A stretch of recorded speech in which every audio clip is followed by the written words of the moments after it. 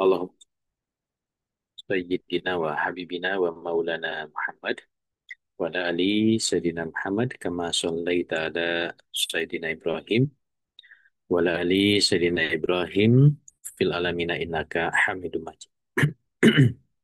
Alhamdulillah, malam hari ini kita kembali bisa berjumpa untuk menelaah kitab yang sudah sama-sama kita kaji ya.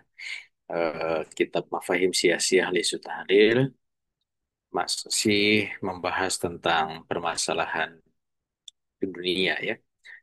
Ini bagian akhir sebelum nanti kita masuk ke bab baru ya. Bab baru. Udah lama sekali nggak masuk bab baru ya. Nanti kita akan masuk ke bab baru insya Allah di pertemuan minggu depan. Kalau eh, dari slide yang saya siapkan insya Allah dan malam ini kita Lagi patah hati. untuk pembahasan di Afrika ini ya insya Allah. Udah kata belum kata Via.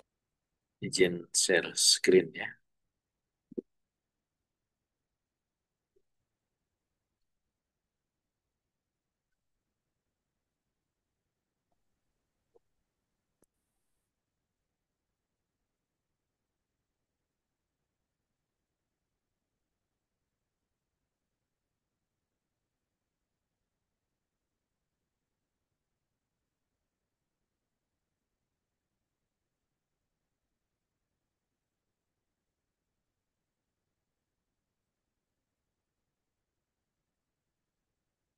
Baik.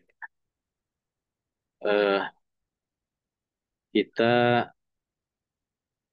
lanjutkan di pertemuan terakhir kita bahas beberapa atau apa yang terjadi ya di kawasan Afrika ini, persaingan negara-negara adidaya dan di situ Amerika mulai masuk ya. Eh, karena isu di Afrika ini kan isu dekolonialisme ya, memerdekakan negara-negara koloni dari Inggris dan Prancis dan dengan isu itu kemudian adidaya baru ya, Amerika Serikat, Rusia itu coba masuk ya seperti itu. Baik, kita masih melanjutkan eh, cerita itu ya. Jadi eh, di kawasan ini kita tahu bahwa Afrika ini kan kawasan koloninya Eropa. Ya. Minggu sebelumnya juga sudah kita singgung bahwa kenapa negara Eropa karena ketika terjadi penjelajahan dunia, Afrika itu adalah wilayah yang paling dekat ya dengan Eropa ke arah selatan gitu. Bahkan interaksi Eropa dengan Afrika itu sudah ada sejak zaman dahulu kala ya. Walaupun terutama di Eropa Utara, karena memang hanya dibatasi oleh Laut Tengah atau Laut Mediteran. Gitu. Dan terlebih ketika ternyata Afrika ini memiliki sumber daya yang luar biasa, ya, kekayaan alam, terlebih setelah ditemukan berbagai sumber daya mineral ya, ada emas, ada intan dan diamond ya, permata. Itu akhirnya kemudian wilayah Afrika ini menjadi rebutan negara-negara di Eropa. Terlebih secara teknologi, Afrika ini kan relatif terbelakang, sehingga eh, negara-negara di Eropa itu relatif leluasa untuk melakukan eksploitasi eh, Afrika ini gitu. Dan mereka dengan mudahnya mengarat-ngarat wilayah yang ada di Afrika ini, membagi-bagi di antara mereka, dikuasai dikuasai oleh negara-negara yang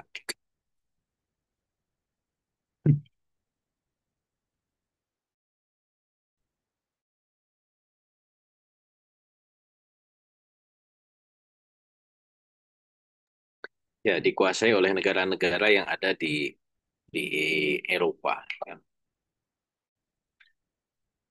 Eh, karena memang Eropa ini menjadi eh, apa namanya?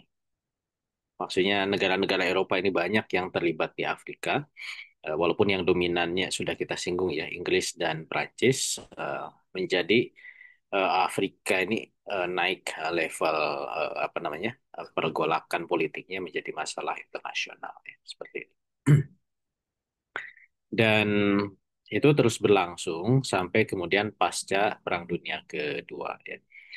Dan situasi berubah pasca Perang Dunia Kedua, muncul adidaya baru Amerika Serikat dan Rusia, dan mereka kemudian turut masuk ke Afrika ini ya untuk mengambil alih atau berusaha mengalahkan negara-negara Eropa yang sudah lebih dahulu eksis di sana.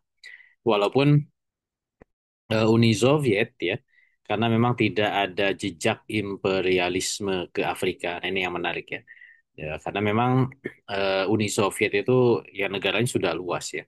Negara terluas di dunia sampai sekarang, dia mempertahankan wilayahnya saja, terutama ke arah Siberia Timur itu kan juga susah payah ya. Bahkan wilayah Alaska di benua Amerika itu dijual ya oleh Uni Soviet ya ke Amerika gitu. Eh, Sebelum masa Uni Soviet ya, zaman eh, Tsar ya, eh, Kekaisaran Rusia itu dijual ke Amerika gitu karena terlalu luas ya.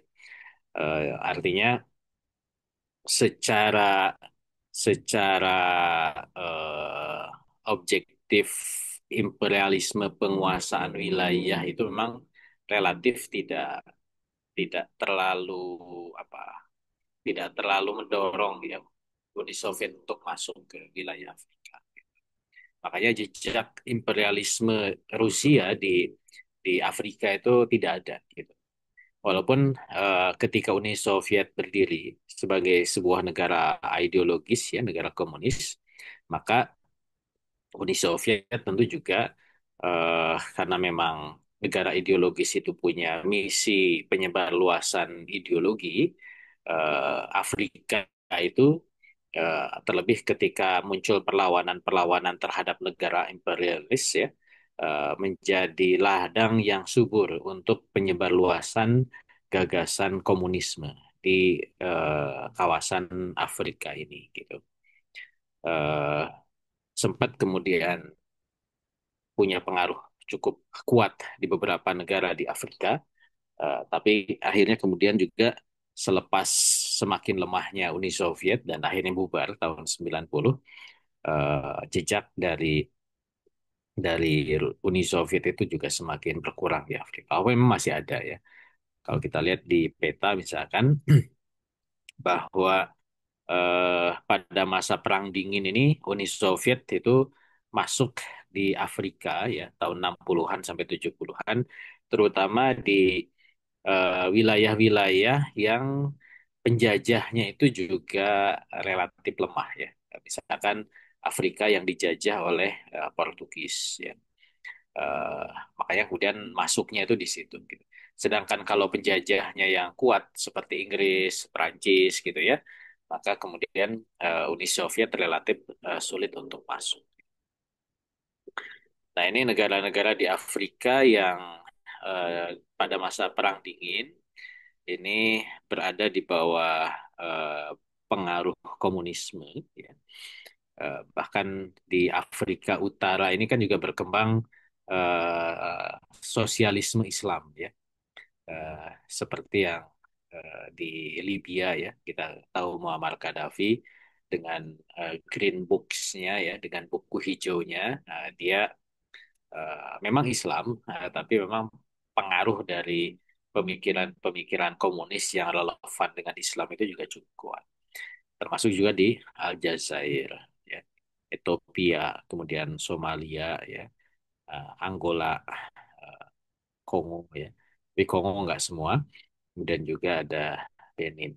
Nah, yang merah muda ini yang pengaruhnya tidak terlalu cukup kuat. Ya. Jadi memang kalau kita lihat dari pemetaannya kan ini sangat atau relatif cukup besar ya pengaruh komunisme di Afrika ya. Seperti itu. Nah, kalau kita bandingkan dengan apa namanya, dengan NATO ya, dengan negara-negara Amerika dan Barat, di Afrika ini yang biru itu yang menjadi sekutunya NATO, sedangkan yang merah ini menjadi sekutunya Uni Soviet ya, Pakta Warsawa dan sekutunya. Eh, nah, yang kemudian merah ada biru, berarti dia negara komunis yang ada perlawanan terhadap komunis, seperti di Afrika ya, di Ethiopia ya, seperti itu. Atau juga di Angola. Nanti Angola itu menjadi pembahasan tersendiri ya, nanti kita juga singgung di dalam kitab ini ya. Sedangkan yang lain yang merah ya tadi Libya, Aljazair, kemudian Benin dan seterusnya itu juga menjadi negara-negara yang bersekutu dengan Uni Soviet. Ini pada saat Perang Dingin ya. Bahkan dianggap sebagai Kremlin's playground ya. Nah, jadi mereka negara-negara yang betul-betul dikontrol oleh komunisme di Moskow ya seperti itu. Ini setidaknya sampai jelang ya tahun 80-an lah ya, ketika memang Uni Soviet masih cukup kuat.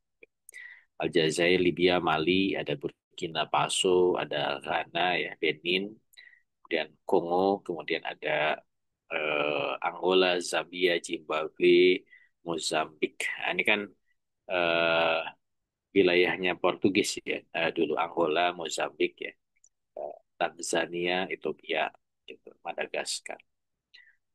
Nah, sedangkan negara-negara yang dekat dengan Inggris ya di Afrika Selatan, kemudian juga Mesir ini kan ada pertarungan ya, walaupun akhirnya kemudian bisa dikendalikan oleh Amerika Serikat.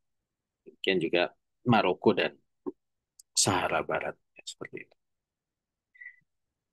Siapa negara komunis yang atau negara sosialis yang eh, cukup berpengaruh di Afrika itu adalah Libya ya, pada masa Muammar Gaddafi. Makanya disebut juga pada masa Perang Dingin ini atau Perang Dingin di Afrika itu ya tahun 71 sampai 2000-an itu eh, Libya yang menjadi leader gitu ya, negara sosialis di sana. Makanya ada juga negara-negara yang berada di bawah eh, influence-nya Libya ya, pengaruhnya dari Libya. Nah, sedangkan eh, lawannya atau rivalnya itu adalah Afrika Selatan ya, yang warnanya orange. Di situ juga kan negara yang berada di bawah influence-nya Afrika Selatan. Nah, beberapa yang netral, yang warnanya kuning, sedangkan yang warnanya ungu itu memang di situ menjadi tempat persaingan ya antara pengaruh dari Libya dan pengaruh dari eh, Afrika Selatan. Jadi kalau kita bicara Amerika versus Uni Soviet ya di level global, maka ada pemain lokalnya gitu ya, yang membawa masing-masing ideologi tadi. Ini yang kemudian terjadi di Afrika. Nah, pasca Uni Soviet bubar, muncul suksesornya Rusia ya. Eh, Rusia tetap berusaha, dia kemudian bekerja sama ya dengan negara-negara yang ada di Afrika, tentu lebih kepada kepentingan ekonomi ya, karena memang sudah tidak lagi membawa misi ideologi ya. Jadi memang negara-negara komunis pasca runtuhnya Uni Soviet itu tidak ada lagi yang benar-benar negara ideologis ya, baik itu Rusia dan juga Cina ya. Cina itu masih negara komunis tapi dia tidak ideologis ya. Komunisme Cina itu hanya digunakan untuk stabilitas di dalam negeri, tapi dalam isu internasional dia tidak membawa misi kalau dulu Uni Soviet sebutnya sebagai pan komunisme ya, komunisme internasional. Nah, jadi Rusia dia eh, apa namanya ya, bekerja sama ya dengan beberapa negara di Afrika. Dan kalau kita lihat dari peta ini ya, jadi ranking kerjasamanya itu yang paling tinggi, yang high, yang poinnya 5 itu Sudan, Afrika Tengah, ya Madagaskar. Nah, di bawah itu ada Libya, ya, karena emang Libya juga ini kan 2018 ya, pasca Arab Spring, Rusia juga masuk ke sana. Termasuk juga Afrika Selatan ya. Afrika Selatan yang dulu eh, rivalnya di masa Perang Dingin, tapi dalam konteks sekarang dia juga punya kerjasama yang cukup baik ya, atau cukup kuat dibandingkan dengan negara Afrika lain. Eh, Berikutnya adalah Sudan Selatan. Ini negara yang paling muda ya, 2011 baru muncul. Dia juga menjalin kerjasama dengan Rusia. Baru berikutnya adalah Chad, kemudian Kongo ya, DRC, Democratic Republic Kongo, kemudian ada Zambia yang paling bawah atau level berikutnya Mesir, Mali, Uganda, dan Guinea Prancis ya, Equatorial Guinea. Nah, sisanya itu yang tidak terdeteksi punya hubungan ya, perdagangan dengan dengan Rusia ya, seperti itu. Dan militer Rusia juga ada ya, walaupun memang tidak tidak banyak ya, tidak banyak. Ada kerjasama militer antara Rusia dengan beberapa negara di Afrika ya, seperti itu. Yang warnanya eh, gelap ya, itu prosentasinya tinggi, 70 sampai 100%. Eh, Support militer dari Rusia. Sebenarnya ini lebih ke jual beli senjata ya, sebenarnya. Bukan kemudian Rusia apa namanya bantu secara gratis gitu ya. Jualan senjata. Yang lakunya itu di negara Aljazair, kemudian di Uganda ya. Berikutnya di Sudan Selatan, Angola gitu. Angola juga memang dulu dekat dengan eh, Rusia. Nah, berikutnya Mesir, Sudan. Walaupun Mesir itu dapat bantuan yang cukup kuat dari Amerika Serikat, tapi dalam konteks diversifikasi persenjataan di Mesir juga dia ada support dari apa dari Rusia ya, 30 sampai 49%. Nah, sisanya eh, itu ya 10 sampai 29% ya. Yang hijau-hijau ini nggak ada. Eh, Lebih khusus ya ada beberapa proyek yang dilakukan bersama Rusia. Yang warnanya orange ada, memang mereka adalah negara pengimpor senjata dari Rusia.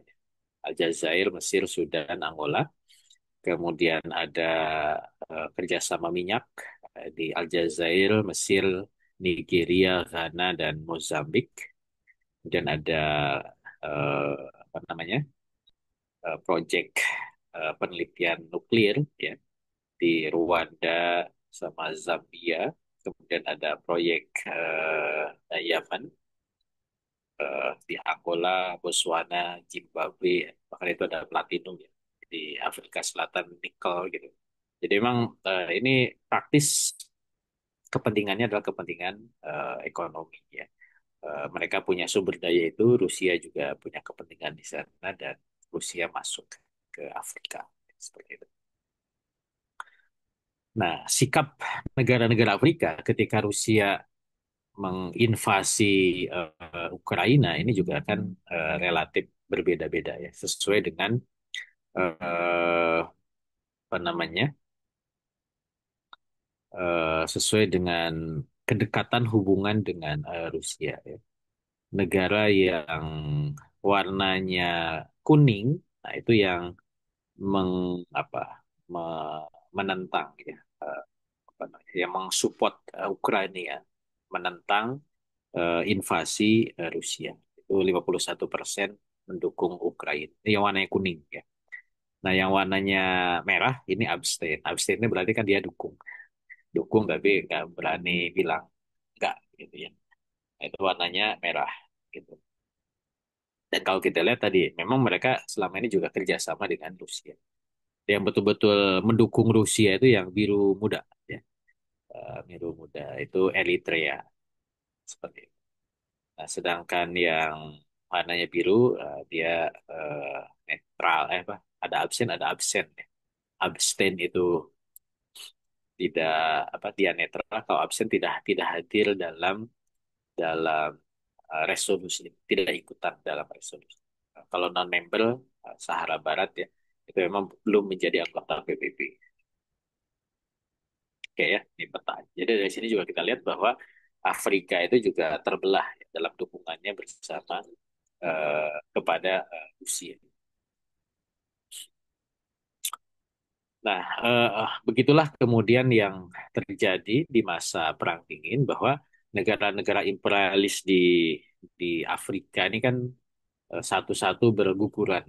Eh, Tadi ya Portugis, dia akhirnya kemudian meninggalkan wilayahnya. Kemudian juga Belgia, kan Belgia cuma punya satu ya, Kongo gitu. Akhirnya dia ya hengkang juga dari situ. Jerman juga, Itali yang juga hanya wilayah apa Ethiopia ya, seperti Libya, tapi juga dia akhirnya meninggal. Akhirnya yang tersisa yang masih kuat di Afrika itu adalah Inggris dan Perancis ya.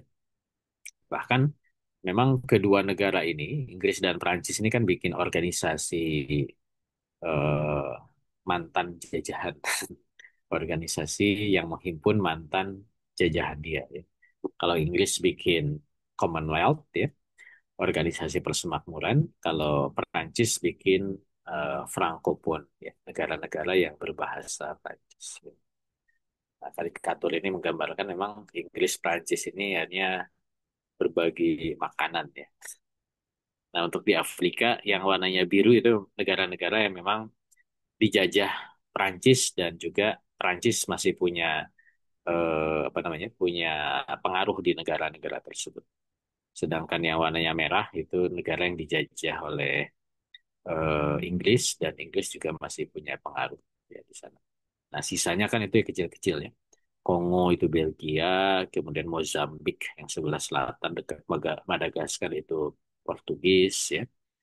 Libya, Ethiopia, Ethiopia kan ngakunya nggak dijajah ya. Tapi itu Italia ya seperti itu. Jadi memang praktis di Afrika ini dikuasai oleh Inggris dan uh, Prancis. Gitu. Nah, ini negara-negara yang digabungkan di Commonwealth ya oleh Inggris di Afrika. Ya. Memang relatif ke arah selatan. Ya. Sierra Leone, kemudian Ghana, Nigeria, Kamerun yang ada di tengah ya. Kemudian di timur ada Kenya, Uganda, Tanzania, Rwanda, Mozambik ya. Nah, Mozambik ini kan sebenarnya dulu jajahnya Portugis, tapi ya Inggris yang kemudian masuk juga ke sana. Kemudian ada Zambia, ada negara-negara kecil ya, Mauritius, Swaziland, Lesotho, ada Botswana, Namibia, dan Afrika Selatan. Nah, ini wilayah-wilayah yang masuk ke Commonwealth. Nah, ini wilayah jajahan Inggris ya di Afrika. Sama ya, tadi ya. Nah, yang Francophone itu yang warna hijau. Ya. Yang warna hijau adalah negara-negara yang berbahasa Prancis. Francophone. Eh, Nah, kalau yang warnanya apa nih, orange, ya, kuning, kuning tua, itu adalah Anglophone. Anglophone itu berbahasa Inggris. Kalau menyebutnya mereka tidak. Ini kalau dari bahasa ya. Ada Francophone, ada Anglophone. Ada juga yang memang dua-duanya. Kayak Kamerun itu dia dijajah Prancis sebenarnya, tapi dia juga pengaruh Inggris cukup kuat. Jadi dia masuknya ke double ya Anglophone dan Francophone. Sama juga seperti Seychelles ya, itu pulau kecil itu Inggris dan Prancis di sana. Nah, yang warnanya ungu, nah ini eh, Lusopon ya, itu apa Portugis ya, nah, seperti itu. Nah, ini Frankopon di Afrika memang ada proyeknya, tidak hanya sekedar bahasa. Ya. Ini yang biru muda ya, yang biru muda itu negara-negara yang ikut dalam Francophone Africa Network ya seperti itu. Eh, ada 26 negara di Afrika ya. Itu listnya ada di bawah. ada Aljazair, Benin, Burkina Faso, Burundi, dan seterusnya. Oke. Nah, Amerika kemudian masuk ke Afrika dan dia terjun di dalam kompetisi antara Inggris dan Prancis, gitu.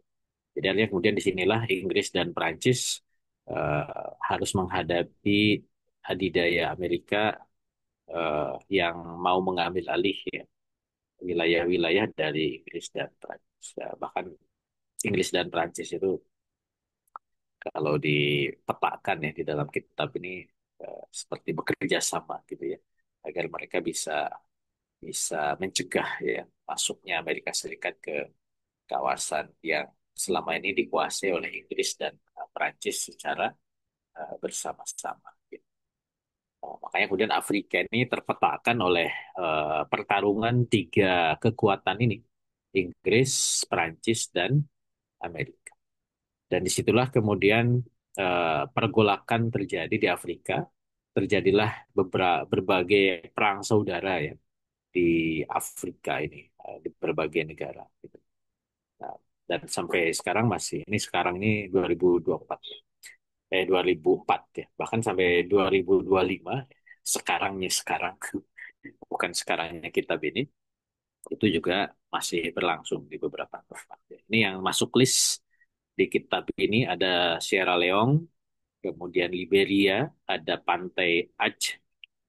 Pantai Aceh itu bahasa Arabnya ya. Pantai Gading atau Ivory Coast ya. Eh, kemudian ada Uganda, Somalia, Kongo, Rwanda, dan Burundi, dan Sudan. Dan Sudan Selatan. Sudan Selatan pada saat kitab ini dibuat belum jadi negara, tapi perang saudara di Sudan yang nanti melahirkan Sudan Selatan itu juga sudah muncul. Nah, ini kalau dipetakan eh, berbagai separatism ya, atau ada kelompok-kelompok bersenjata yang muncul di negara-negara yang diwarnai coklat tua, gitu ya. Di Kamerun, dan ada di Chad ya, Central Africa Republic. Itu ada banyak kelompok di situ. Ada Chad, ada Kongo, Ethiopia juga, Ghana, Libya, ada Mali, Mozambik, Nigeria, Senegal, Somalia, Sudan, Sahara Barat. Nah, kita lihat eh, peperangannya, ini peta peperangannya. Di Sierra Leone itu 91 sampai 2002. Di Liberia dua kali perang saudara. 89, 97, kemudian terjadi lagi 2002, 2003. Aljazair juga dua kali. Nigeria eh, tiga kali. Ya. Pantai Gading, Cote d'Ivoire atau Ivory Coast itu 99, 2000. Di Kongo 97, Republik Kongo bahkan tiga kali ya. 60, 96, 97, 98, 2000. Angola, Zimbabwe. Ini tahun-tahun perangnya ya. Ethiopia dengan Eritrea ada juga perang perbatasan, border war. Somalia sampai sekarang. Di Etiopianya sendiri eh, 61 sampai 91. Uganda itu perang banyak ya. Eh, Makanya disebut series ya. Beberapa beberapa kalau sinetron episode ya. Seperti itu. Burundi juga disebutnya on off, Rwanda on off ya. Jadi perang nggak, tapi terus berlangsung di Rwanda itu. Bahkan Rwanda itu ada filmnya ya, Hotel Rwanda itu memang terjadi genosida di sana, dan muncul penanganan PBB ya, yang nanti melahirkan ICC, International Criminal Court itu salah satunya adalah terjadinya di kasus genosida di Rwanda. Eh, Burundi ini juga on off ya, sejak tahun 62, 72, 94, 2005 masih jadi. Mozambik. Nah, kalau di Afrika Selatan itu perlawanan terhadap rezim apartheid ya, tapi juga berjalan. Ini memang dan perang ini Di belakangnya itu tadi persaingan antara Inggris, Prancis, baik Inggris Amerika, Prancis Amerika atau Inggris Prancis, tergantung mereka itu sedang jajah. Seperti itu. Nah ini di Sierra Leone ya. Wilayah perlawanannya itu di arah sebelah utara ya. Dan kalau kita lihat memang itu wilayah yang di situ banyak intan, banyak permata, diamond. Ada diamond region, wilayah utara. Di situ menjadi wilayah perlawanan, ya, melawan pemerintah di Sierra Leone. Bawah Sierra Leone itu Liberia. Nah, Liberia juga eh, memang berdekatan ya Sierra Leone, kemudian Liberia di bawahnya Pantai Gading itu wilayah-wilayah yang juga terjadi perang saudara ya. Eh, Liberia ini kan eh, apa ya, kenal sebagai wilayah yang tidak dijajah oleh Eropa awal gitu ya. Tapi di situ kemudian makanya bendera itu mirip Amerika ya, karena dia eh, apa namanya, langsung dijajah oleh Amerika. Inggris, Prancis itu nggak terlalu bisa menguasai wilayah. Tapi ya ketika masuk ya penjajahan di sana, ya, di situ kemudian langsung di antara mereka, ya, di antara orang-orang domestik di Liberia yang saling bersaing, ya, di belakangnya itu ada negara. Eh, ya, penduduknya hanya 2,3 juta, setengahnya itu pengungsi. Karena memang tadi ada invasi dari Pantai Gading, dari negara tetangga, dan juga ada imbas dari wilayah Sierra Leone di sebelah sebelah utaranya.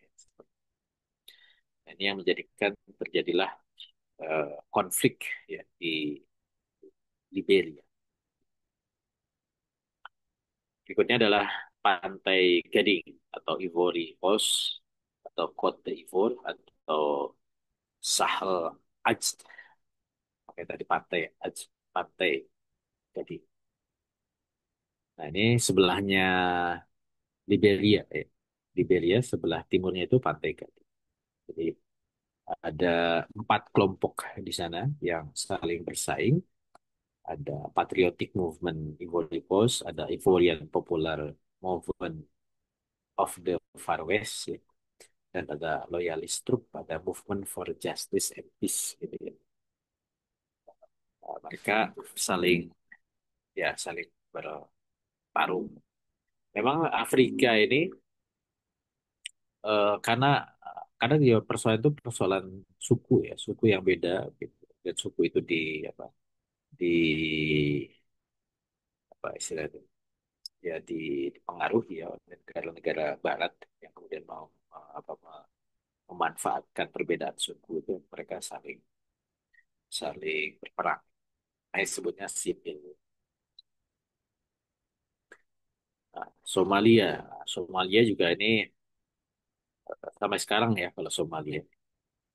Jadi Somalia ini kan wilayah yang eh, ada yang dijajah oleh Prancis ya, daerah yang sekarang jadi Djibouti. Sebenarnya itu masuk ke Somalia juga. Dan juga ada yang dijajah oleh Inggris, ya. Ada yang dijajah oleh Itali, ada yang dijajah oleh oleh negara tetangganya, yaitu Ethiopia.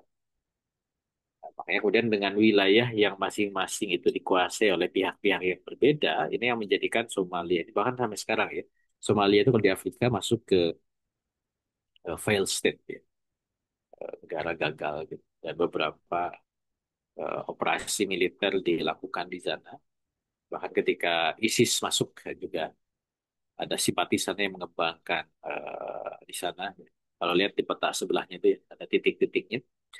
Itu ada 7 pihak, ada 7 pihak yang menguasai Somalia dengan warna-warnanya itu. Yang warnanya hijau itu kaum separatis. Nah, sebenarnya yang resminya yang mana? Yang warnanya ini apa? Yang yang hitam. Ya. yang hitam itu, yang ada titik-titik hitam itu kota-kota yang dikuasai secara resmi. Ada AMISOM, ya, atau pemerintahan koalisi federal. Gitu. Tapi ada pihak yang mereka juga otonom, ya, unionis, ada separatis. Mereka ingin bikin negara baru, namanya Somaliland. Ada Somalia, ada Somaliland. Eh, Kemudian ada apa? Ada, nah itu Al-Qaeda ya, yang warnanya merah, sabab. Dan ada ISIS yang ungu gitu. Dan ada campuran, ya. Campuran di situ masih nggak jelas siapa yang berkuasa. Makanya warnanya juga mix, ya, campuran. Nah ini di Somalia. Nah berikutnya juga di Uganda. Ini saya sebut satu-satu yang memang disebut di kitab, ya. Kita urai satu-satu. Bagaimana perang sipil di masing-masing negara yang disebut di dalam kitab ini, ya. eh di Uganda, Uganda itu kan sebenarnya negara kecil, ya. Ini jajahannya Inggris, tapi di situ juga kemudian terjadi pertarungan, ya, di antara negara-negara yang ada di pihak-pihak yang ada di Uganda. Nah, ini beberapa perangan yang terjadi di sana. Kemudian Kongo, ya. Nah, Kongo itu ada dua, ya. Ada Republik Kongo, ada Republik Demokratik Kongo. Nah, ini yang konflik yang cukup besar itu di Republik Demokratik Kongo dari tahun ada dua dua dua ini dua apa namanya dua perang saudara. Makanya ada Kongo satu, Kongo dua. Ini di Kongo satu, ya, 9697. Ini peperangan yang warnanya biru, itu melakukan pemberontakan sehingga kemudian melawan atau memberontak ke wilayah yang warnanya hijau. Nah, ini di Kongo. Eh, dan berikutnya, nah ini Second War, ya, 2001 sampai 2003. Ini lebih banyak lagi pihak yang apa namanya, yang terlibat, ya. Ini nama-nama pihaknya itu yang di bawah, ya. Apa yang dinamai ada Kabila Administration, Allies of Kabila, ada LDC, macam-macam. Jadi banyak pihak yang kemudian kenapa banyak pihak, ya? Karena memang tadi banyak suku yang kemudian mereka menguasai wilayah-wilayah tertentu, ya, yang akhirnya kemudian mereka ada ketidakpuasan dan seterusnya. Akhirnya kemudian saling menyerang gitu. Dan di balik itu ada negara adil. Nah, ini Kongo. Berikutnya Rwanda. Nah, ini yang tadi. Ini Rwanda itu kalau dibanding Kongo, nih, sebelahnya Kongo ada gambar kecil. Ya, peta itu Rwanda. Jadi negara kecil Rwanda itu. Kalau dibandingkan di Afrika kan lebih kecil lagi di Afrika. Nah, ini. Rwanda sih nggak kelihatan. Ini Kongo, ya. Rwanda itu kecil yang warnanya apa? Dekat warnanya biru kecil itu Rwanda. Rwanda, Uganda, Angola itu kecil, ya. Kongo itu gede.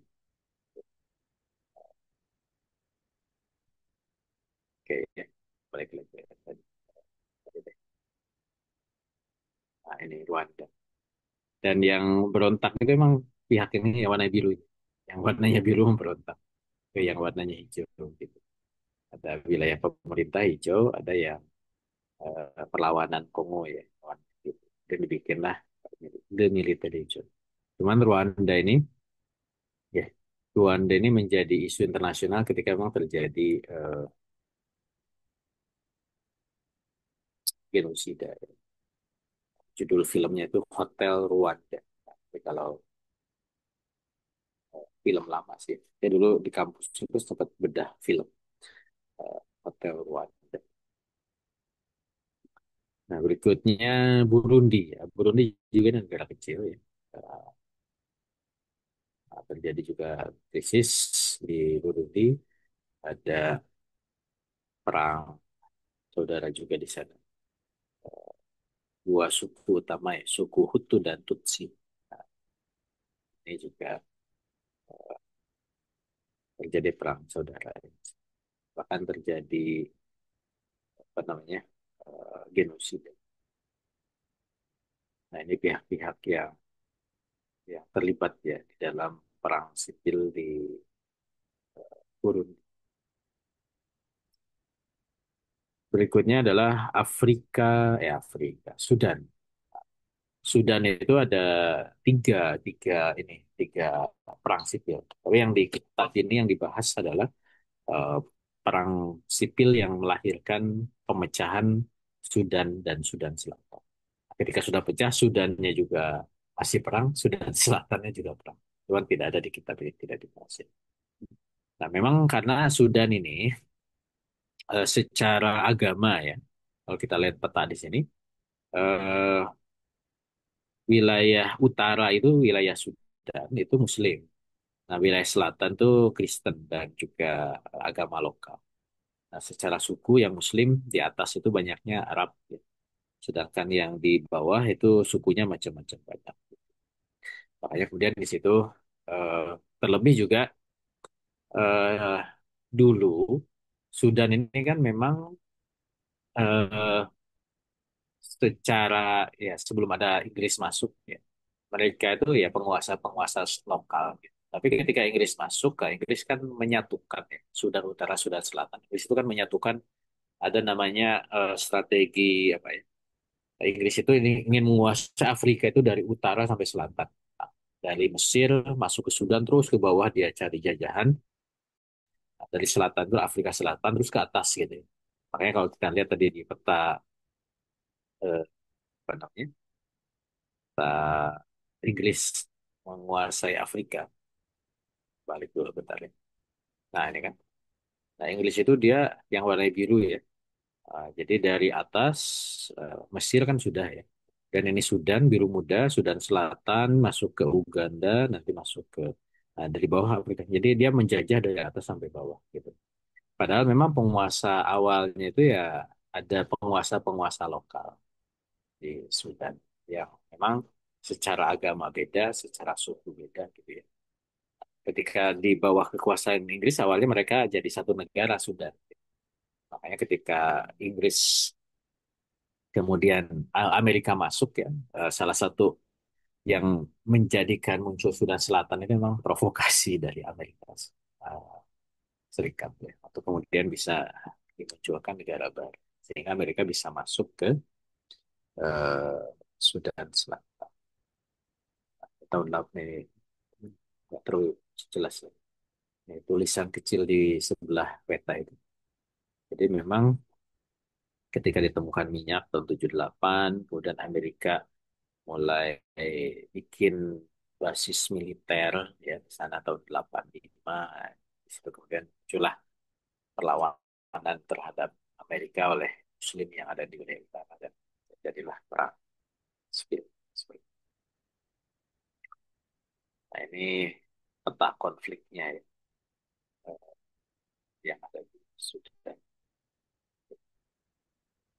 Nah, kalau di sini kan ada 6 pihak ya sesuai dengan warnanya. Yang warna hijau itu Sudan Armed Force, ada Sudan People Liberation Army yang nanti melahirkan Sudan Selatan.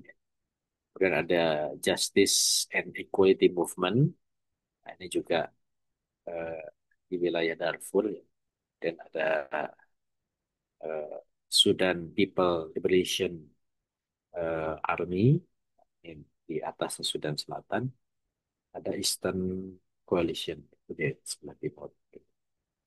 Nah, ini pihak-pihak yang terlibat di dalam perang sipil di Sudan. Ya. Nah, ini Sudan Selatannya sendiri. Ini kan terbentuk akhirnya tahun 2011 ya, pas barengan dengan Arab Spring.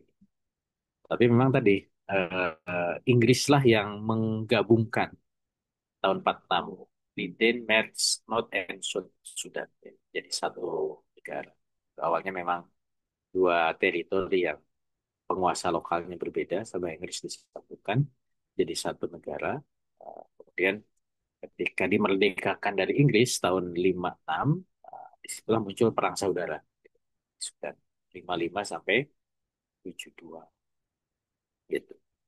Dan terus menguat ke arah selatan, muncul uh, upaya melepaskan diri dari Sudan Selatan 83 sampai 2000. Itu muncullah pengungsian, Lost Boy macam-macam. Sampai akhirnya kemudian Sudan Selatan merdeka tahun 2011. Di kitab ini belum diceritakan Sudan Selatan akhirnya merdeka. Walaupun begitu nanti Sudan Selatan juga perang lagi tuh. Karena di Sudan Selatan itu kan juga banyak suku. Itu ya sudah. Baik, jadi itulah perang-perang saudara yang terjadi di Afrika. Kalau tadi chat ya sudah ada yang nanya. Sekalian mungkin saya jawab. Kenapa sih perang saudara ya? Pertama ada perbedaan suku ya. Banyak suku, ada perbedaan agama, dan tadi isunya yang diangkat di kitab ini adalah ada negara adidaya yang memanfaatkan perbedaan suku dan agama ini untuk melawan pemerintahan yang sah gitu ya. Akhirnya kemudian terjadilah berbagai perang saudara. Oke ya. Yes. Eh, jadi eh, benua Afrika ini, atau benua hitam ini mendapatkan cobaan berat ya, karena memang pergolakan imperialisme yang melahirkan berbagai. Dicatat di kitab ini lebih dari 26 konflik ya, melibatkan 30. Nah, ini listnya ya. Detailnya dihitung aja 30 negara ya. Ya semua negara, udah hampir semua negara ya. Mulai dari huruf A sampai huruf Z ya ada ya. Aljazair, Angola, Burundi, Chad, Kongo, ada Kongo Brazzaville, ada Kongo Zaire, kemudian Djibouti, Mesir, Ethiopia, ada Guinea-Bissau, ya. Kemudian ada Pantai Gading, Kenya, Liberia, Libya, Mali, Maroko, Mozambik, Nigeria, Rwanda. Nah, ada 20 tuh. Senegal, Sierra Leone, Somalia, Afrika Selatan, Sudan, Uganda, Zimbabwe. Nah, 27. Kalau di list ini 27. Tadi 20, atau 30. Dan eh, siapa yang konflik, dari kapan, ya, datanya detail ya. Dari kapan mulainya, berakhir kapan, dan siapa yang berkonflik, dan siapa yang menang ya. Ada yang pemerintah yang menang, ada yang masih berlangsung ongoing, berarti masih terus berlangsung. Ada yang negotiated settlement, jadi kesepakatan penempatan ini di mana gitu ya. Nah, tapi ada juga yang opposition victory ya. Yang menang itu eh, yang melawan pemerintah. Gitu. Jadi kadang yang menang pemerintah, kadang juga yang lawan pemerintah. Ya. Ini konflik-konflik ya, yang ada di. Dan berbagai konflik ini menyebabkan benua Afrika ini benua yang miskin ya. Data 2004, hutang benua ini sampai 370 miliar dolar Amerika. Dan ini 65% dari PDB-nya. Jadi dari PDB-nya itu 65% hutang. Data 2000. Kalau kita lihat data tahun berapa? Eh, 2014, 10 tahun berikutnya. Ini GDP yang relatif bagus yang warna biru ya. Negara kecil aja. Apa tadi? Guyana Bissau ya. Yang kaya lah gitu ya. Nah, yang biru muda ini relatif GDP-nya lumayan 4.000 ya, 4 ribuan. Yang lebih muda lagi 3 ribuan. Yang paling parah di bawah 200 ya. Somalia, Char, di Burundi, negara kecil. Nah ini GDP-nya belum. Ini resiko utang luar negeri. Berapa persen debt itu utangnya terhadap GDP. Gitu. Tingkat inflasi. Yang paling parah tuh, ini nggak urut ya. Lihat prosentasenya aja. Inflasi yang paling tinggi itu 15, 5, 17, 8, 8, 7, 16. Ada 34%. Ethiopia. Inflasinya tinggi. Kemudian rasio utangnya ini tinggi-tinggi juga. Ada 30-an, 20, 40-an. Bisa. Utang terhadap GDP-nya berapa? Kalau tadi kan 65%. Nah, ini ada yang 50, ada 20, ini ada 80. Gambia itu utang terhadap GDP-nya 80, berarti lebih parah dibanding yang tadi. Ada 70 kayaknya. Mauritius parah ya, 98%, hampir 100%. GDP-nya itu sebagian besar utang. Di Mozambik parah, 100. Memang parah-parah. Ini data 2002, baru. Ya, maksudnya baru 2-3 tahun lalu. Makanya ada eh, eh, ini dari sisi warna ya, ada yang terkait dengan utang yang eh, apa namanya beresiko tinggi ya istilahnya. Eh, Warna yang merah, yang agak mending, yang kuning. Nah, yang merah-merah ini resiko tinggi. In the distress seperti itu. Ya, ini Afrika. Ini yang atas ini nggak masuk data karena dianggapnya Timur Tengah ya. Mesir, Libya, Tunisia, Aljazair, Maroko. Sedangkan yang bawah not available ya, tapi nggak dihitung juga. Afrika, Botswana, Namibia. Tadi. Oke, nah, konflik itu juga menjadikan wilayah Afrika ini ditanam lebih dari 30 juta ranjau darat. Seperempat ranjau darat dunia itu ditanam di Afrika. Karena perang ya. Dan ranjau darat itu eh, ya walaupun perang sudah berakhir tetap membahayakan. Kenapa? Karena ya disimpan aja ditanam gitu ya. Nah, kayak gini nih ranjau darat. Dari maklumat aja. Saya tahu. Ini yang gambar paling bawah tuh ini yang ditanam di tanah. Memang dimasukin ke tanah. Dia nanti keinjek, ledak gitu. Ada jenisnya macam-macam. Ada buatan Cina, buatan Jerman, buatan Amerika, buatan Uni Soviet.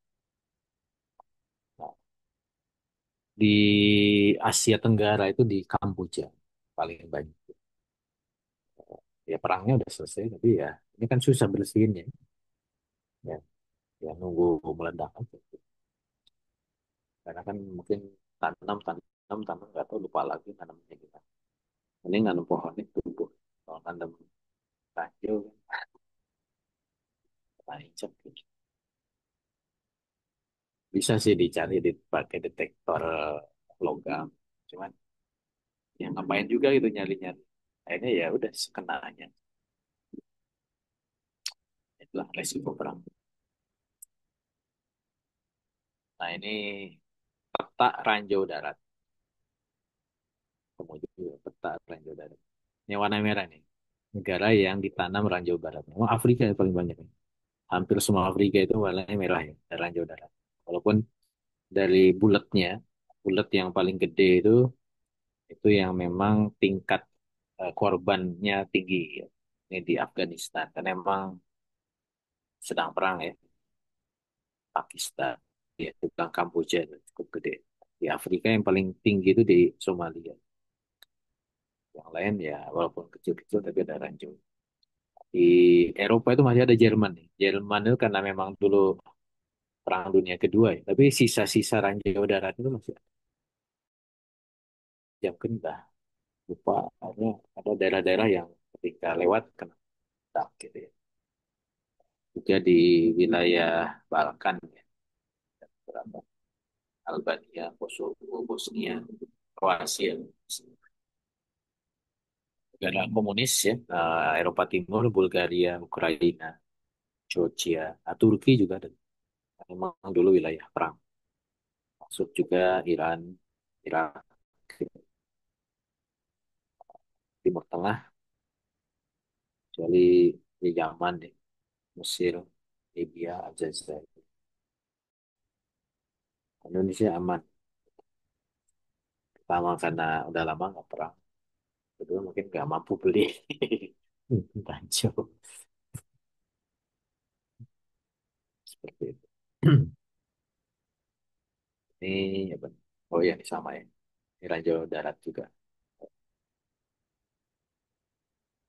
Ya, nah, ini kan lihat peta ini kan memang cukup banyak.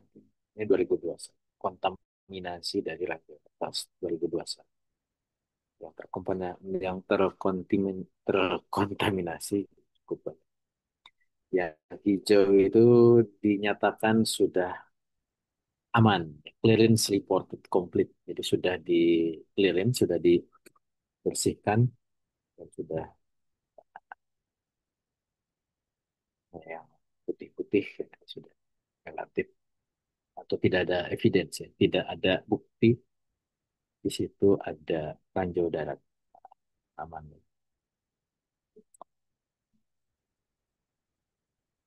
Nah, kalau yang sebelahnya nih peta korban, korban. Paling banyak korban di Mali, Nigeria, misalnya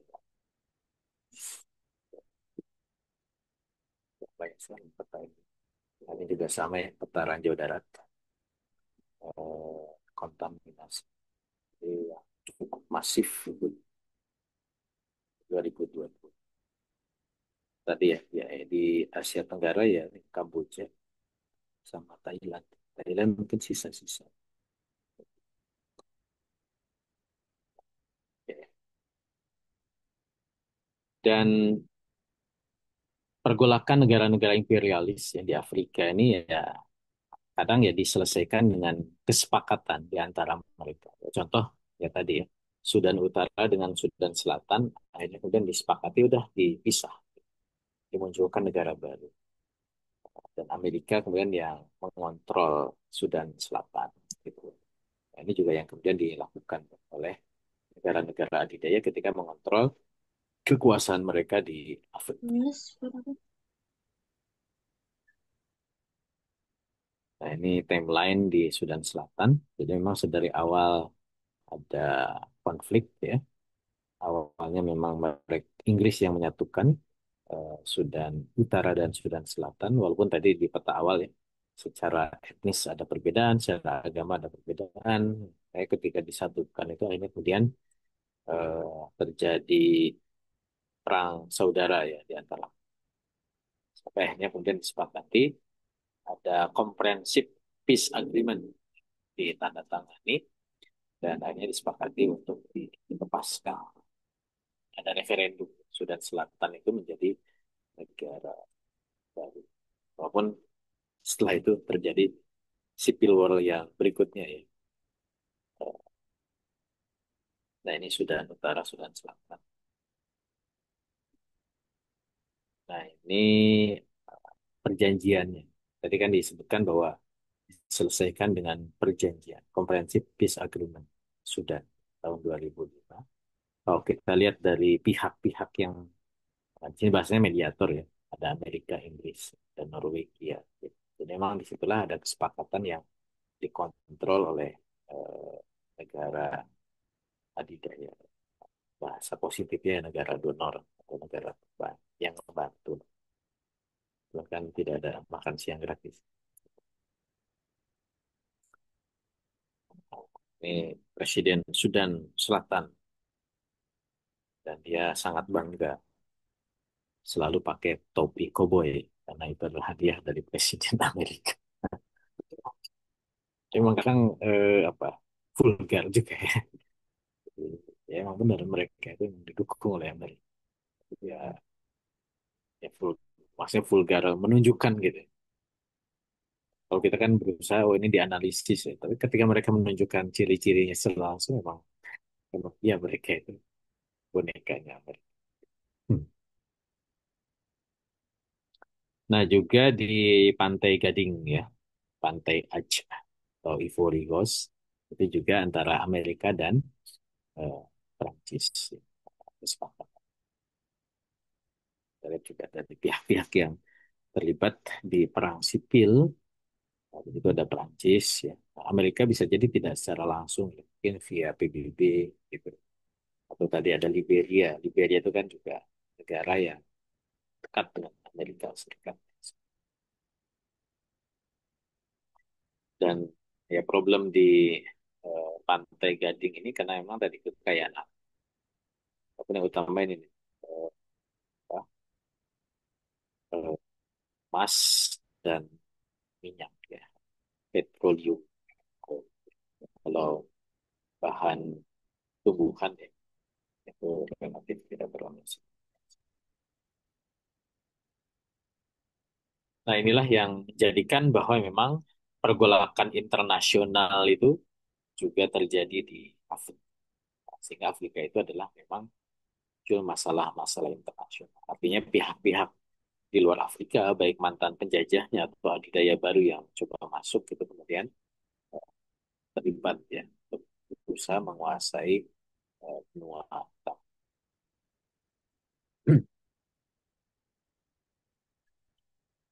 Dan tetap muncul masalah internasional, walaupun memang dibuatlah semacam organisasi regional ya. Ada organisasi konferensi Afrika, kemudian ada Uni Afrika gitu.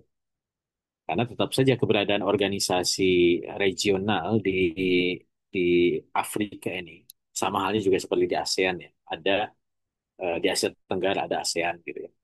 Itu adalah representasi dari persaingan negara-negara adidaya yang ada di sana, termasuk di Afrika. Nah, ini awalnya organisasi regional di Afrika, Organization of African Unity, ya, tahun 63 sampai tahun 2002. Dan akhirnya kemudian berganti nama menjadi African Union tahun 2003. Eh, ya 2002. 2002. Apa sih bedanya? Kalau African Union itu lebih mengikat dibandingkan organisasi sebelumnya. Seperti itu. Mereka inginnya seperti Uni Eropa, Uni Eropa Union. Ya. Nah, cuman kan kalau dalam teori regionalisme, pembentukan organisasi regional itu memang bertahap. Biasanya awalnya itu jelas itu eh, masalah pengaturan pajak ya tarif antar negara nanti masuk ke level-level single market. Baru nanti yang paling tinggi itu seperti Uni Eropa ya. Mereka bikin mata uang bersama penyatuan moneter gitu. Nah, kalau di Afrika itu belum masih namanya sih sudah mau Uni Eropa. Tapi dari sisi keorganisasiannya karena memang ya ini negara-negara yang masih ya berkembang lah ya. Artinya belum cukup kuat untuk bisa menopang mereka itu menghilangkan sekat-sekat antar negara menjadi satu union ya, seperti itu. Walaupun ya idenya sudah dan Amerika terus menguatkan posisinya di Afrika ketika muncul war on terrorism. Amerika juga coba membangun wacana atau narasi itu di Afrika. Dan di situ Amerika mempunyai alasan untuk membangun pangkalan-pangkalan militernya di Afrika. Sebenarnya tujuan utamanya itu satu, ya, menguatkan posisi Amerika di kawasan dan mengusir penjajah lamanya. Siapa? Ya, terutama Inggris di Afrika. Jadi alasan itu dibuat kan, war on terrorism. Nah, kalau kita lihat ya dulunya kan ini wilayah Afrika ini wilayahnya Inggris dan Prancis ya. Yang biru itu Prancis, yang merah itu Inggris, gitu. Dan Amerika mulai menempatkan pos-pos militernya di Afrika. Ini peta ini sudah kita sebutkan di pembahasan sebelumnya, dan Amerika memetakan tentang resiko terorisme secara global. Di Afrika ini merah gitu ya, ada merah dan hitam. Ini punya resiko. Ini negara-negara yang warnanya merah dan hitam ini negara-negara yang punya resiko tinggi untuk teroris. Nah, Indonesia masuk juga merah. Makanya sepi ada lagi. Karena memang proyeknya jalan terus. Di Afrika juga sama. Terutama di Afrika Utara ya. Dan Somalia dan sekitar. Dan juga di situ ada aksi-aksi terorisme yang terjadi ya. Yang warnanya merah ini ada pembunuhan, ada penghukuman, dan sebagainya yang dilakukan dengan alasan teroris. Dan Amerika juga ini di Afrika ya, dia punya eh, negara dengan penempatan militer yang warnanya biru, yang warnanya merah ada basis militer Kenya. Warnanya kuning sedang menegosiasi basis militer Amerika. Ini juga terjadi di Afrika. Nah, Indonesia menarik ya. Jadi punya basis militer Amerika. Dulu waktu Amerika renovasi kedutaannya ya di Jakarta, saya kan nyentil, saya diwawancara. Ini kok ada banyak senjata tentara penjaga kedutaannya nggak kebanyakan gitu. Sampai mau ditingkatkan jadi 3.000 orang kan tentara yang kebanyakan tuh. Nah, saya bilang ini jangan-jangan ini jadi seberapa gitu. Ini perspektif eh, militer Amerika terhadap Afrika. Dan eh, lagi-lagi bahwa memang eh, Afrika itu perspektifnya adalah eh, eksploitasi sumber daya, dan berbagai konflik yang ada itu adalah dalam rangka mengambil alih dari penjajah lama masuk penjajah yang baru. Itu yang terjadi. Terakhir, sebelum ditutup, Afrika. Ini tambahan ya, suplemen. Gimana Cina di Afrika? Cina di Afrika itu dari sisi eh, pengaruh ya. Ini yang warnanya hijau. Terus naik, bahkan melewati pengaruh dari Rusia. Rusia udah di bawah Cina ya. Ini tahun 2022 nih, ini relatif eh, dari 2008 sampai 2023 relatif eh, up to date. Pengaruh Amerika semakin melemah, Cina. Perdagangan negara-negara Afrika dengan Cina. Yang lama, peta lama yang bawah, yang warnanya biru itu Amerika.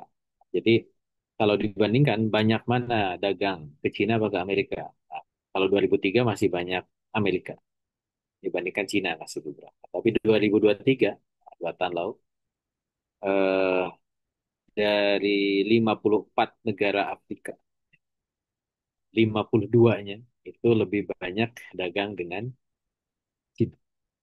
Hanya dua aja yang dengan Amerika, Lesotho dan Eswatini. Yang lain hampir semua negara lebih banyak dagang dengan Cina. Jadi memang semakin menguat posisi Cina di Afrika. Ini dagang ya. Investasi. FDI-nya, penanaman modal asingnya yang peta biru ini sudah cukup tinggi ya. Yang warnanya biru tua berarti sudah di atas 2.000 juta dolar dengan Cina. Ya. Paling tinggi Afrika Selatan, 6.000. Kongo 5.000. Angola 2.000. Zambia, Ethiopia, Nigeria. Tinggi. Investasinya apa aja? Nah, investasinya itu terutama di mineral. Ada boksit, ada batu bara, ya, kol, ada kobalt, ada Tantalum, ada Cooper, Cooper itu perak, ada diamond, emas, ada grafit, ada besi, lithium, mangan, nikel, platinum, silver, ada copper tembaga ya. Silver ya, apa, perak, titanium, uranium. Nah, uranium di Nigeria, Zambia. Zinc itu besi, iron juga besi ya. Nah, ini negara-negara yang di mana Cina investasi gitu ya. Hampir semuanya perang 2012. Ini militer. Nah, Cina itu masuk dengan alasan melindungi eh, tambangnya. Jadi ada Chinese Private Security Contractor. Jadi melindungi tambang-tambang Cina. Nah, dia kirim tentara itu kerjasama. Dan ada juga negara-negara yang mulai mengimpor senjata dari Cina. Walaupun memang belum secanggih impor senjata dari Amerika atau Eropa. Tapi ya pilihan beli senjata murah meriah ke Cina. Indonesia aja belum beli senjata dari Cina. Belum berani. Nah di Afrika mereka mulai berani beli senjata dari Cina. Ada dua-duanya ya. Ada tentaranya dan juga beli.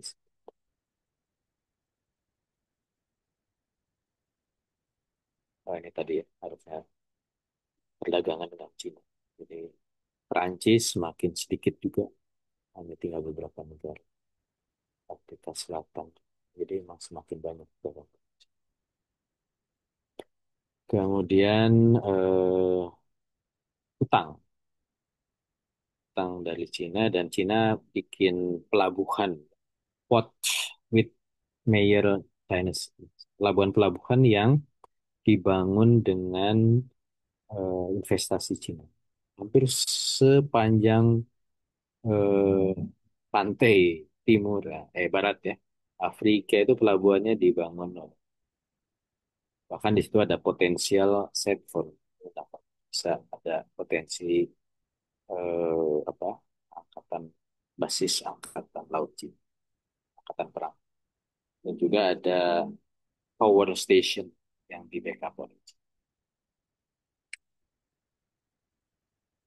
Nah, bahkan di Djibouti ini sudah ada tentara Cina 200 2000-an dan juga ya jadi seperti punya pangkalan sendiri di Djibouti, Cina. Jadi emang semakin, tapi ya alasannya itu masih ke menjaga eh, fasilitas ekonomi. Nah, kayak Djibouti untuk menjagunkan eh, obor kalau belum One Belt One Road, ada Silk Road Economic Belt, ada Maritime Silk Road. Indonesia masuk. Nah ini perbandingan Cina dengan Prancis, perdagangan dengan beberapa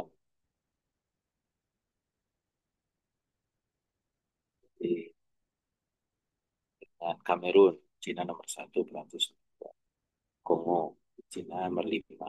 Ini tahun 2017. Rata-rata ini nomor satu, nomor dua. Cina. Dagang dengan berbagai.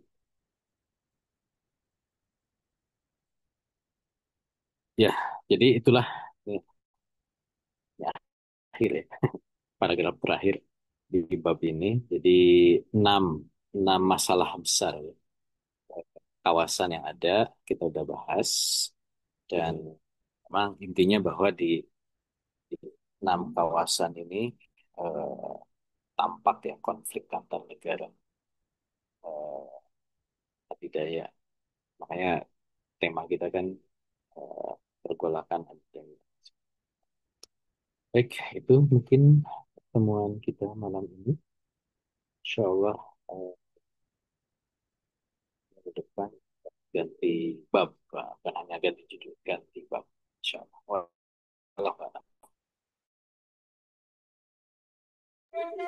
Ya, Alhamdulillah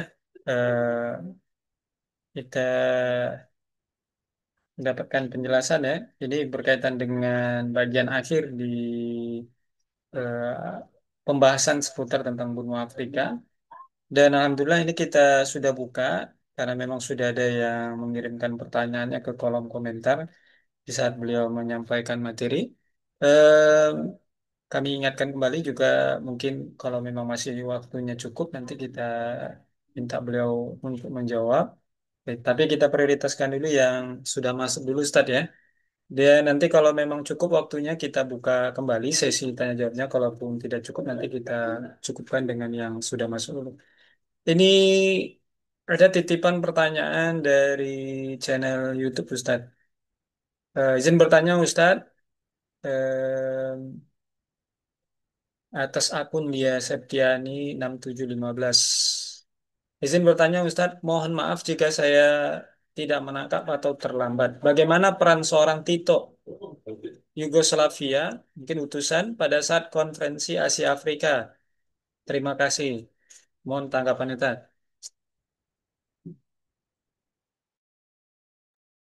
Wah, itu udah lewat ya pembahasan sebelumnya ini tentang gerakan non-blok.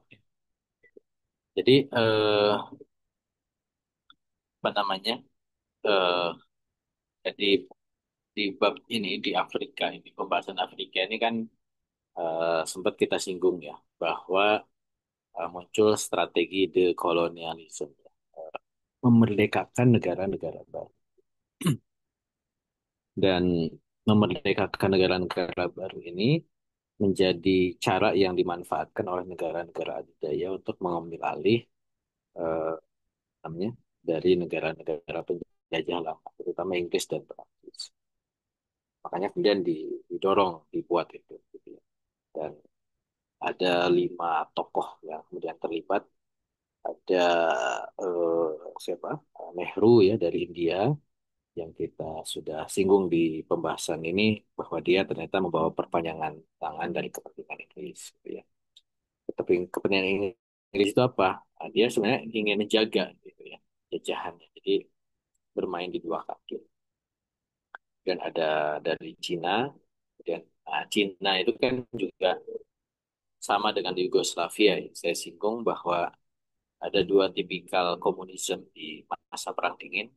Induknya adalah Uni Soviet, ada Cina dan Yugoslavia. Sama-sama komunis, tapi memang komunisme yang bawa apa? Bawa mazhab sendiri kalau disebut mazhab ya.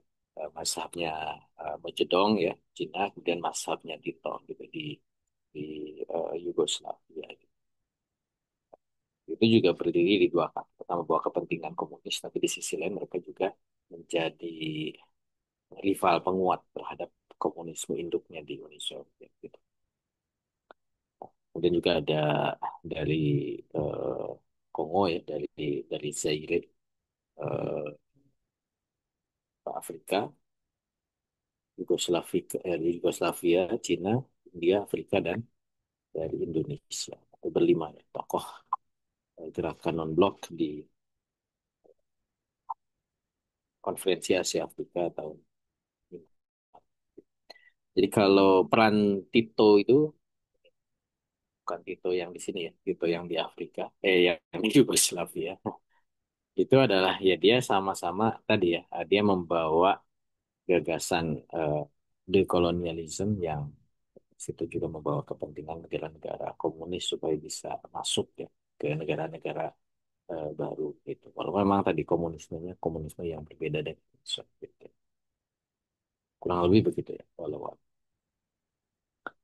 berikutnya dari Zoom Pro, Zoom Pro Pro. Eh, Faktor apa yang menyebabkan negara Afrika mudah, saudara tadi udah singgung ya. Pertama ada perbedaan etnis, yang kedua perbedaan agama, yang ketiga ada kepentingan eh, yang ya negara-negara Barat yang menunggangi perbedaan etnis. Sehingga ya istilahnya kan mudah diadu domba ya, Pak Saudara. Jika yang berkuasa dari suku Tutsi misalkan. Nah, suku Hutunya itu kemudian dia ingin menggulingkan suku lain, apalagi ada kepentingan asing di situ, hanya lakukan serang saudara gitu. Berikutnya dari Ummu Fatimah, agama mayoritas negara Afrika apa? Eh, di awal ya, kita sudah singgung ada peta demografis. Mungkin nanti di slide bisa dilihat lagi. Afrika bagian utara itu mayoritas Muslim, ya, karena memang itu wilayah Arab ya. Mulai dari timur ya, dari Mesir ke Libya, Aljazair, Tunisia, Maroko ya. Kemudian ada ke bawah sedikit ada Mali, bawahnya Mesir ada Sudan gitu ya. Itu Muslim itu. Daerah utara itu mayoritas Muslim. Tapi daerah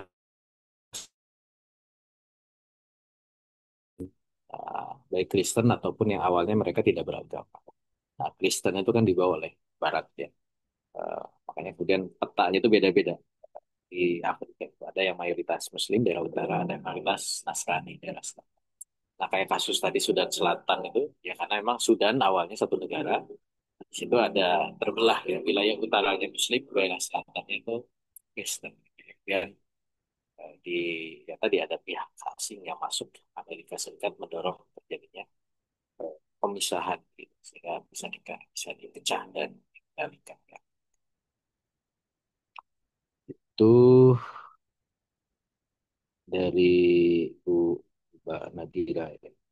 Apa keuntungan gabung dengan eh, Commonwealth atau Francophone? Ya, kalau kepentingan dari Inggris dan Prancisnya itu kan menjaga pengaruh ya, agar masih dianggap walaupun mereka sudah nggak menjajah, tapi mereka masih bisa mempengaruhi negara-negara bekas jajahan. Bagi negara Afrikanya atau negara anggotanya, ya biasanya ada ini, ada konsesi. Gitu. Contoh misalkan di persemakmuran, itu ada klausul itu mendapatkan serangan dari negara lain, nah berarti itu menyerang seluruh anggota negara persemakmuran. Jadi ada perlindungan dari Inggris gitu ya terhadap negara-negara anggota. Prancis juga kurang lebih sama. Walaupun Prancis tidak seketat keanggotaannya itu dengan persemakmuran. Kalau Inggris itu kan memang betul-betul terasa lah ya manfaatnya itu. Makanya kita lihat misalkan Malaysia ya, Brunei, kalau di Asia Tenggara ya, Malaysia, Brunei, Singapura itu kan anggota persemakmuran tuh. Tapi mereka ya merasa terlindungi dengan adanya, makanya kayak Indonesia, Indonesia itu kan besar ya dibanding Singapura, Malaysia, Brunei. Tapi ya nggak berani ketika ada konflik dulu dengan Malaysia, ya di belakang Malaysia itu ada Inggris gitu. Dan teman-temannya gitu ya. Artinya Indonesia itu justru dikepung oleh Inggris dan teman-teman. Sebelah utara ada Malaysia, ada Singapura, ada Brunei, sebelah selatan ada Australia, ada Selandia Baru gitu. Karena mereka diikat dalam satu klausul sebagai sama-sama anggota negara semakmur. Termasuk juga dalam konteks ekonomi ya, mereka itu punya privilege. Misalkan kayak Brunei. Brunei itu kan negara kecil ya. Kecil, penduduknya sedikit, hanya berapa? 400 ribu ya penduduk Brunei itu. Tapi dia itu ya dengan ekonomi yang bagus gitu ya, dia punya privilege untuk mendapatkan pajak khusus dari Inggris gitu. Makanya punya penerbangan langsung tuh dari Brunei ke London. Dari Jakarta aja nggak ada gitu ya. Jakarta London. Tapi kalau dari Brunei itu langsung ke London tuh ada. Itu kalaupun ada dari Jakarta mungkin mahal ya. Tapi kalau dari Brunei itu ada flight eh, flightnya ada yang langsung ya. Eh, Penerbangan langsung dari Brunei. Malaysia juga apalagi Singapura. Jadi memang pasti ada keuntungan-keuntungan sebagai konsesi menjadi bagian dari kerangka. Terutama sih masalah keamanan. Eh, Masih dari Mbak Ibu Nadira, Ibu Mbak Nadira. Bagaimana dengan kekuatan Islam di Afrika? Apakah cukup kuat?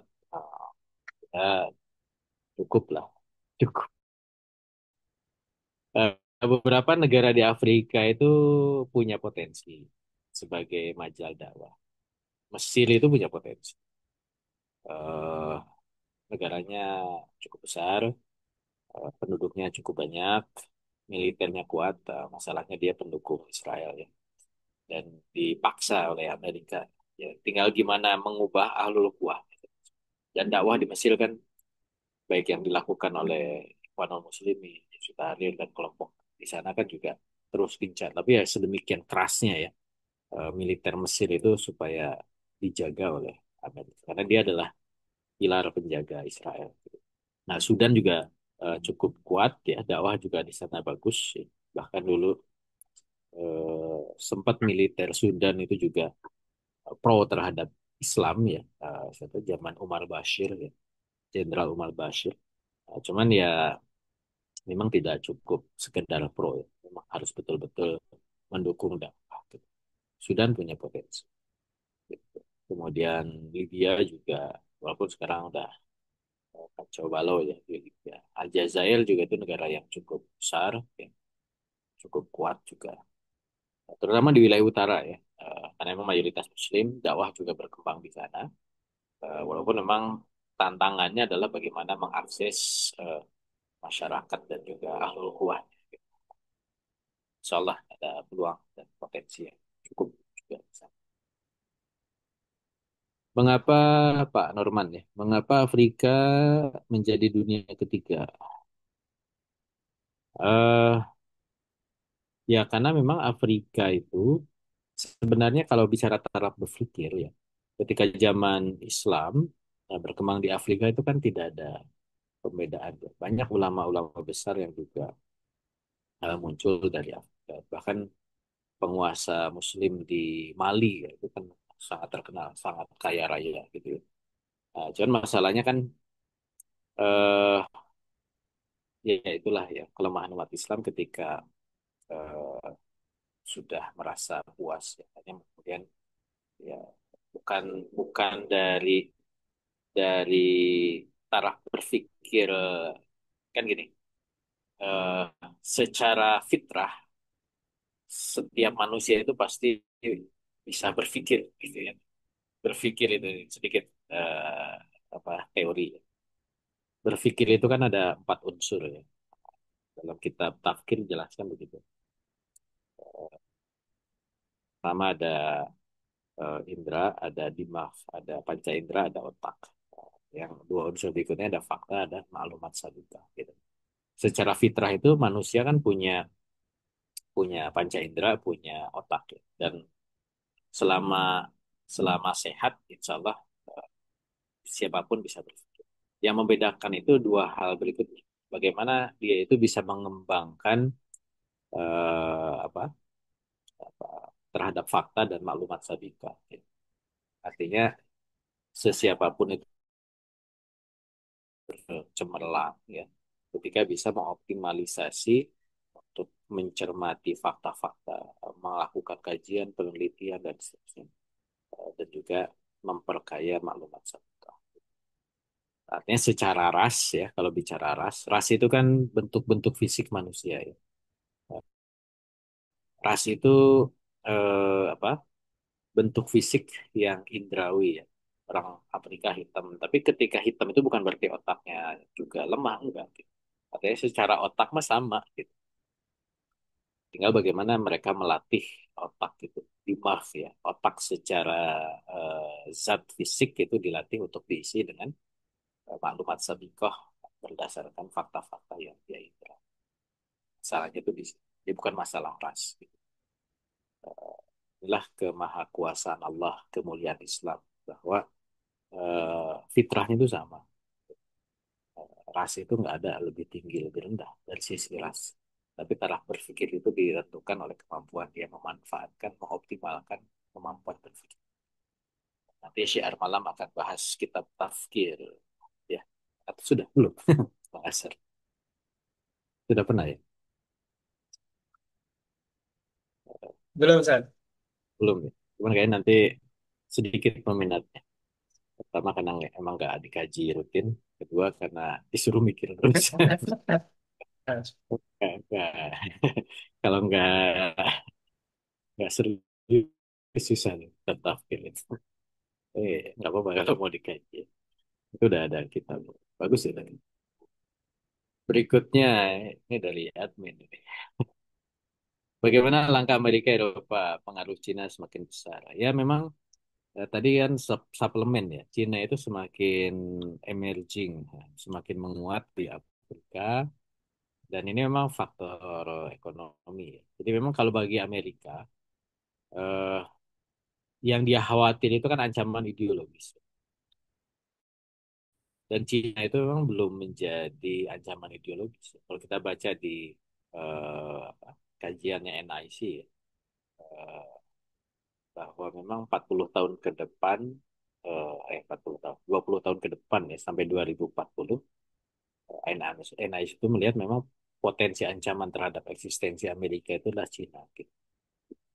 Terutama dalam aspek itu. Walaupun memang di situ note-nya adalah bahwa Cina belum menjadi ancaman politik dan ideologi gitu. Karena memang Cina tidak memainkan isu itu. Nah, cuman kan ketika semua dagang dengan Cina ya, itu melemahkan Amerika. Nah, itu yang kemudian makanya kemarin kenapa ada eh, perang tarif ya yang digaungkan oleh Donald Trump.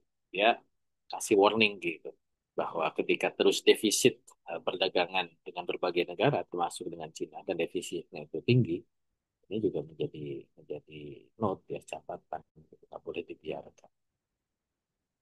Nah ini yang juga dilakukan oleh Amerika ya di Afrika. Cuman kan Afrika ini masih masih apa ya masih masih perawan.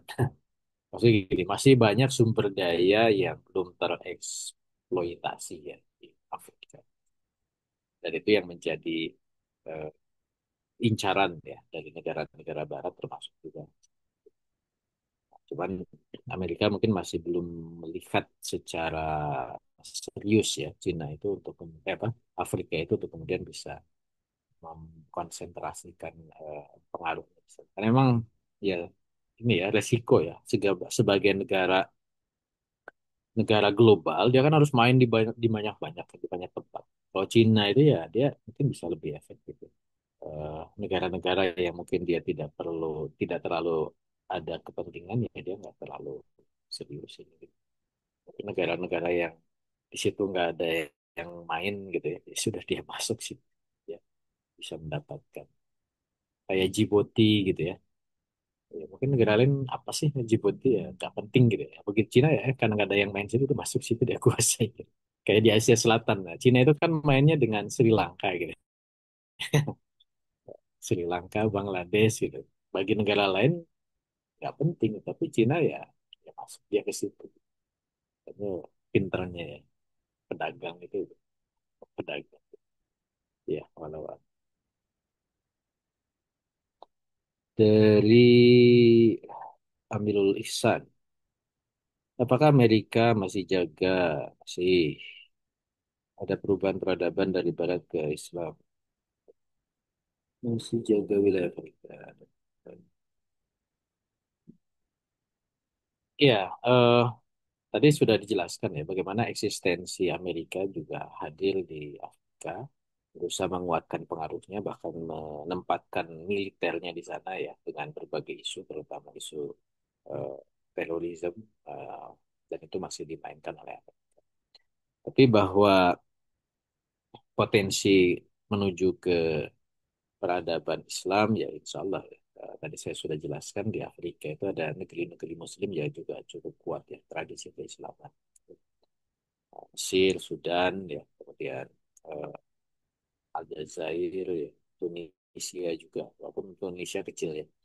Yang besar itu kan Mesir, Sudan, bawah ya. Kemudian ke barat itu ada Libya, Aljazair, ada Maroko. Maroko itu Islam, tapi dia pro Amerika banget ya. Bawah itu ada Nigeria, tapi Nigeria itu Islamnya nggak sekuat yang di atas ya. Ya, walaupun penduduknya banyak banget Nigeria itu. Nah, jadi punya potensi, tinggal ya bagaimana penetrasi dakwah itu PR. Berikutnya dari Bu Evi, ya. Apakah peperangan yang terjadi di Afrika yang dicerita Amerika di pengadilan Amerika bisnis senjata? Ya pasti bisnis senjata supaya laku harus ada perang. Kalau buat latihan doang ya kurang kurang apa? Kurang banyak lakunya. Tapi pasti latihan juga. Kalau perang ya kan gini, senjata itu bisnis kayak narkotika, candu dan habis pakai. Kan nggak ada tentara apa senjata di didaur ulang gitu. Kalau mesiu meledak hancur habis kan senjata harus baru lagi perang pesawat atau pesawat tembak-tembak jatuh hancur kan pesawat baru lagi tank baru lagi. Memang senjata ini bisnis yang menjanjikan kalau bicara bisnis.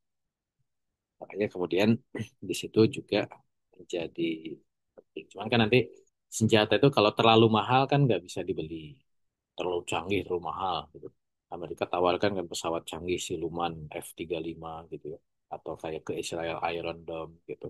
Atau pakai drone gitu. Nah, nanti dia harus bersaing dengan senjata-senjata murah gitu ya.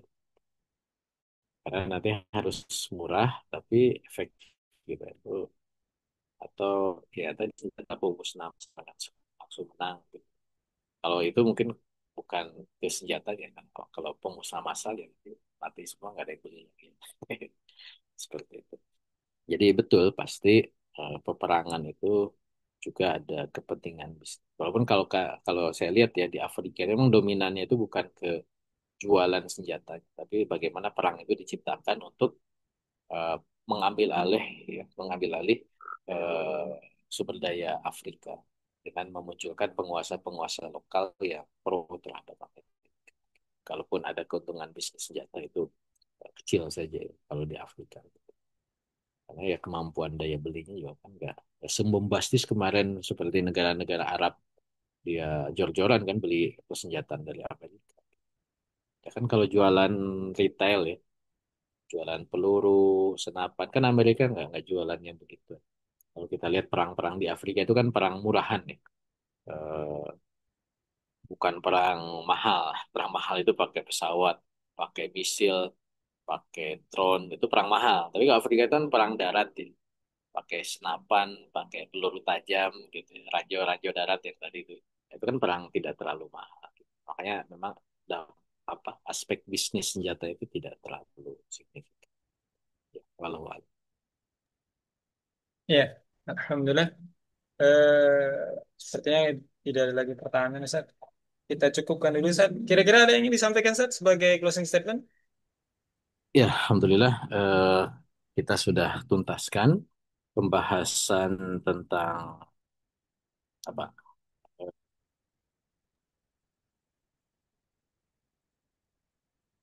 tentang dinamika ya, dinamika permasalahan besar dunia.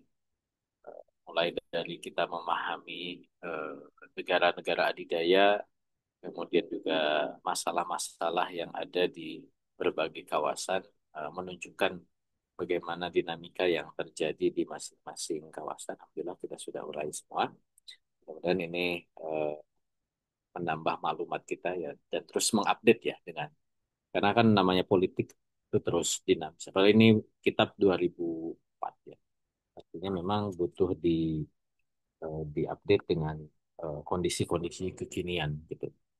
Dan insya Allah kita lanjutkan di pembahasan berikutnya masih bab eh, di kitab ini ya. Afaib Sia-Sia di Sitahdir. Bahas apa Bang? Eh, agak teori ya kayaknya. Membahas tentang memahami aktivitas politik. Ya. Walaupun nanti dikaitkan juga dengan berbagai fakta ya yang ada. eh, jadi intinya pembahasan bab berikutnya ini kita bagaimana menelaah. Ini ada case ya, ada beberapa kasus ya, yang diangkat di kitab ini. Nah, kita coba pahami ini aktivitas politiknya itu seperti apa. Gitu. Tidak ya apa ya, ada teori tapi ada juga belajar menganalisis ya mungkin kurang lebih begitu. So, dan kita lanjutkan teman walau